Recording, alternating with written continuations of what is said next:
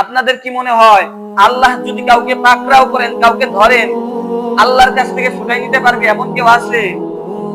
আল্লাহ থেকে বাঁচাইতে কেউ পারবে না। সুতরাং সারা পৃথিবীর মানুষ যদি আমাকে মারার জন্য, ক্ষতি করার জন্য সকলেই যদি ঐক্যবদ্ধ হয়, আরে আপনারা কি জানেন না ঈসা ইবনে মারিয়াম আলাইহিস সালাতু ওয়াস সালামকে বানু ইসরাঈলরা কি করেছিল? সকলেই মারার জন্য তার ঘরের চারপাশ দিয়ে কি করেছিল?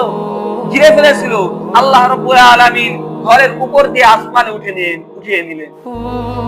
তো সারা পৃথিবীর মানুষ যদি আমার বিরুদ্ধে লেগে যায় হক কথার কারণে, আর স্বয়ং রব্বে কারীম যদি আমার পক্ষে থাকেন, রব্বে কারীমের সন্তুষ্টি, রব্বে কারীমের ভালোবাসা আমি যদি অর্জন করতে পারি, সারা পৃথিবীর মানুষের চোখে ধুলা দিয়ে রব্বে কারীম আমাকে কি বাঁচাইতে পারেন কিনা? এই ঈমান আছে কিনা? যদি এই ঈমান থাকে তো এখন থেকে আপনার নিয়ত, এখন থেকে আপনার টার্গেট থাকবে সৎ কাজের আদেশ, অসৎ কাজের নিষেধ।